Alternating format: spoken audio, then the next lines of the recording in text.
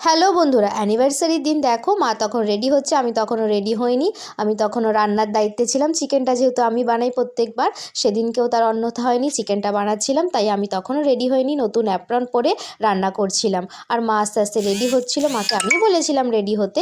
দেখো চিকেনটা ফুটছে, জল দিয়ে দিয়েছি, একটু কষিয়ে নিয়ে জল দিয়েছি। আর সন্ধেবেলা জানো তো বন্ধুরা, একটু পকোড়া ভেজেছিলাম আর বানিয়েছিলাম কফি। সকলে মিলে সন্ধেবেলা একটু খাওয়া হবে আর কি। আর অ্যানিভার্সারি ডিনারে ছিল স্পেশাল কিছু মেনু। দেখো বানিয়েছিলাম ফ্রাইড রাইস, হয়েছিল চানা মশলা।